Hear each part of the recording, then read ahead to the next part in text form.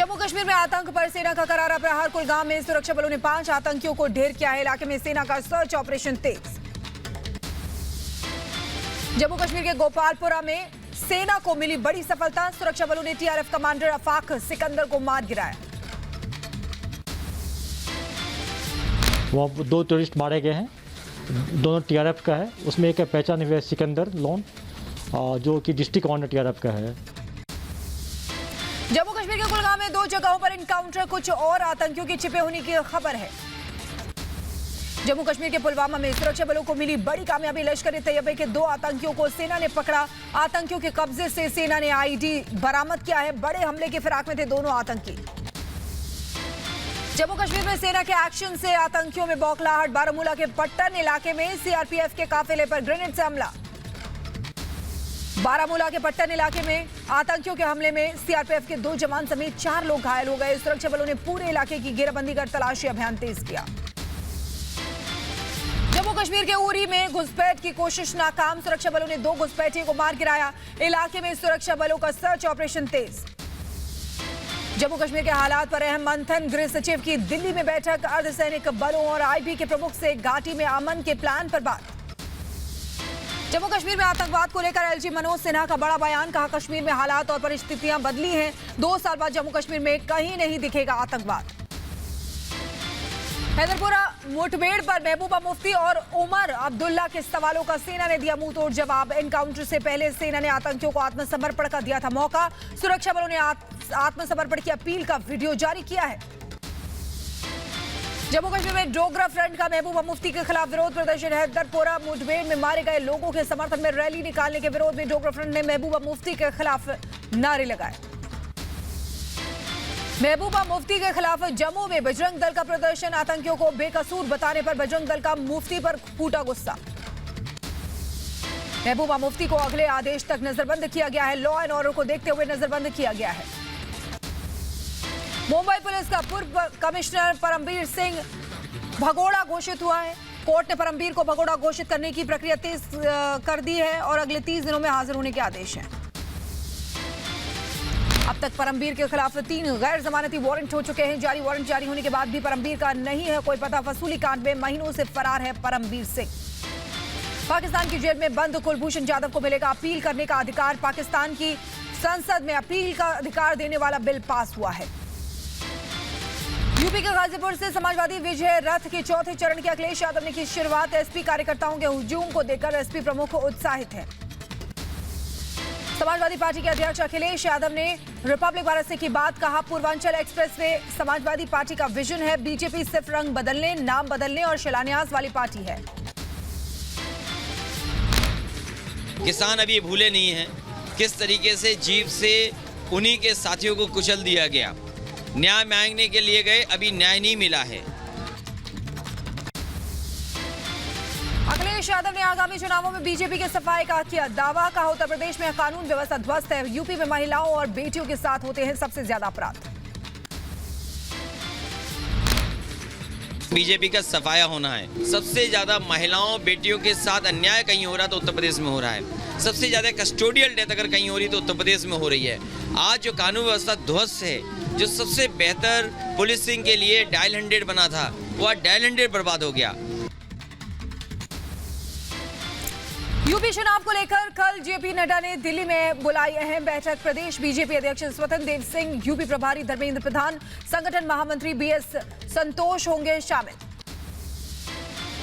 Delhi NCR में प्रदूषण का कहर। नोएडा में अगले आदेश तक स्कूल और कॉलेज बंद हुए हैं। जिलाधिकारी सुहास एलवाई ने किया ऐलान। हरियाणा में ऑड इवन को लेकर सीएम मनोहर लाल खट्टर ने दिए संकेत। प्रदूषण पर बैठक में स्कूल बंद करने पर भी चर्चा हुई। दिल्ली में प्रदूषण पर पर्यावरण मंत्री गोपाल राय ने अधिकारियों के साथ बैठक की। 21 नवंबर तक कंस्ट्रक्शन डिमोलिशन पर रोक लगाई गई। दिल्ली एनसीआर के सभी स्कूल और कॉलेज अगले आदेश तक रहेंगे बंद। प्रदूषण के चलते फैसला। दिल्ली एनसीआर में प्रदूषण पर सुप्रीम कोर्ट ने फिर जताई नाराजगी। 21 नवंबर को फिर होगी सुनवाई। सभी राज्यों को जरूरी कदम उठाने के निर्देश दिए हैं। बीजेपी प्रवक्ता संबित पात्रा का केजरीवाल सरकार पर आरोप। कहा, पराली से प्रदूषण रोकने के लिए केजरीवाल ने खर्च किए सिर्फ 40,000, प्रचार पर खर्च किए 15 करोड़ से ज्यादा। प्रदूषण को लेकर गंभीर नहीं दिखती दिल्ली सरकार। बीजेपी के हमलों का गोपाल राय ने दिया जवाब, कहा बीजेपी को सिर्फ आपका प्रचार दिखाई दे रहा है, दिल्ली में क्यों लगा है यूपी के सीएम का पोस्टर, जवाब दे संबित पात्रा। केंद्रीय कैबिनेट की बैठक में 2 अहम फैसले, आंध्र प्रदेश, छत्तीसगढ़, महाराष्ट्र, झारखंड और ओडिशा के आदिवासी बहुल 44 जिलों के 7,266 गांवों को 4G सेवा से जोड़ा जाएगा। प्रधानमंत्री ग्रामीण सड़क योजना के विस्तार को मंजूरी मिली है, आदिवासी इलाकों में सड़क का निर्माण होगा, 33,822 करोड़ रुपए का खर्च आएगा। कॉमेडियन वीरदास के देश विरोधी बयान पर बवाल, दिल्ली और मुंबई में शिकायत दर्ज हुई है, अमेरिका में देश को अपमानित करने का आरोप लगा है। वीरदास के देश विरोधी बोल पर बीजेपी नेता अमित मालवीय ने साधा कांग्रेस पर निशाना, कहा क्या कांग्रेस ने ऐसे लोगों को दिया देश को अपमानित करने का ठेका। कॉमेडियन वीरदास पर कांग्रेस नेता राशिद अल्वी का बयान, कहा पीएम मोदी से प्रभावित होकर वीरदास ने दिया बयान, केंद्र सरकार तय करे वीरदास को कैसे सजा देनी है। वक्फ बोर्ड केस में अजित पवार का ईडी दर्ज कर रही है बयान, एक दिन और होगा अजित पवार का बयान दर्ज, सूत्रों के हवाले से खबर। बंगाल में केंद्र और ममता सरकार एक बार फिर आमने सामने आ गई हैं। टीएमसी ने विधानसभा में पेश किया ईडी और सीबीआई के खिलाफ प्रस्ताव, निदेशकों के कार्यकाल बढ़ाने के फैसले का विरोध हुआ है। ममता सरकार के प्रस्ताव का बीजेपी ने विरोध किया है। शुभेंदु अधिकारी ने कहा इस तरह का विशेषाधिकार पास करने का तुक नहीं बनता है, बीजेपी करेगी इसका विरोध। पश्चिम बंगाल विधानसभा में तेल की कीमतों को लेकर हंगामा हुआ, बीजेपी विधायक ने विधानसभा से वॉकआउट किया। दिल्ली में बीजेपी अध्यक्ष जेपी नड्डा का कांग्रेस पर करारा हमला, कहा कांग्रेस ने हमेशा बांटने का काम किया है। कांग्रेस ने अपने 70 साल में क्या किया, बांटते चले गए, बांटते चले गए, बांटते चले गए और चुनाव के दौरान एहसान जता करके वोट लेते रहे। रणजीत सिंह चन्नी का ऐलान, आंदोलन के दौरान मरने वाले किसानों के परिवार को मुआवजा और नौकरी देंगे। पंजाब के सीएम चन्नी और नवजोत सिंह सिद्धू में खुली जंग, सिद्धू ने कहा ड्रग्स के लिए जिम्मेदार लोगों पर कार्रवाई की जाए। हिमाचल प्रदेश में उपचुनावों की हार पर हिमाचल बीजेपी का मंथन, 24 नवंबर को 26 नवंबर को हिमाचल बीजेपी की कार्यकारिणी की बैठक। शिमला में पीठासीन अधिकारियों के सम्मेलन को पीएम मोदी ने वीडियो कॉन्फ्रेंसिंग के जरिए संबोधित किया। उत्तर प्रदेश के झांसी में रक्षा मंत्री राजनाथ सिंह ने शस्त्र प्रदर्शनी का उद्घाटन किया। रक्षा मंत्री राजनाथ सिंह ने कहा अब यूपी की चर्चा सिर्फ विकास के लिए होती है। वायुसेना को मिलेगा स्वदेशी लाइट कॉम्बैट हेलीकॉप्टर। यूपी के झांसी में महारानी लक्ष्मीबाई के जन्मोत्सव पर 3 दिवसीय कार्यक्रम का आयोजन किया। आयोजन के पहले दिन सेना के जवानों ने हैरत अंगेज प्रदर्शन किया। यूपी के महोबा में पीएम मोदी के दौरे से पहले सीएम योगी का दौरा है, योगी ने कार्यस्थल का दौरा किया। कल से केंद्रीय मंत्री स्मृति ईरानी का 2 दिवसीय अमेठी दौरा है, आगामी विधानसभा चुनाव की रणनीति पर चर्चा करेंगी। महाराष्ट्र हिंसा मामले में महाराष्ट्र साइबर सेल का बड़ा खुलासा, सोशल मीडिया पर फर्जी अकाउंट्स के जरिए त्रिपुरा के वीडियो पोस्ट कर लोगों को भड़काया गया। महाराष्ट्र के अमरावती में हुई हिंसा मामले में प्रवीण पोटे ने किया सरेंडर, पुलिस ने 9 लोगों को गिरफ्तार किया। महाराष्ट्र में हिंसा को लेकर रजा अकादमी पर कानूनी शिकंजा कसता नजर आ रहा है। बीएसएफ के अधिकार क्षेत्र में बढ़ोतरी पर एडीजी योगेश बहादुर का बयान, कहा कार्रवाई के नियमों में नहीं हुए बदलाव। 611 दिन बाद खुला करतारपुर कॉरिडोर, डेरा बाबा नानक के भारतीय श्रद्धालुओं की पहली संगत ने किए दर्शन।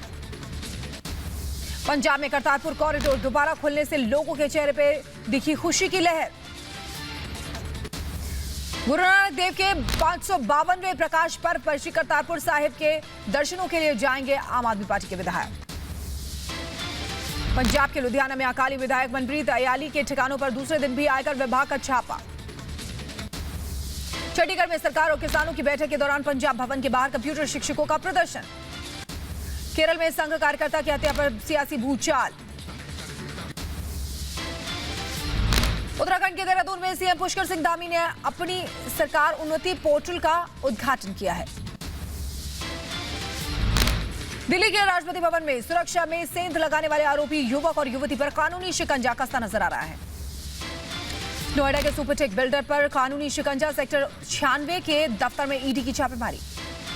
दिल्ली के साइबर क्राइम पुलिस ने आरबीएल बैंक के फर्जी कॉल सेंटर का भांडाफोड़ किया है। बिहार के गया में मगध विश्वविद्यालय के कुलपति के आवास पर बिहार स्पेशल विजिलेंस यूनिट की छापेमारी।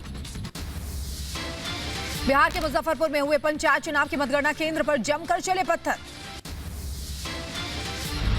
मध्य प्रदेश के शिवपुरी में खाद गोदाम में खाद वितरण को लेकर किसानों के बीच मारपीट हुई है।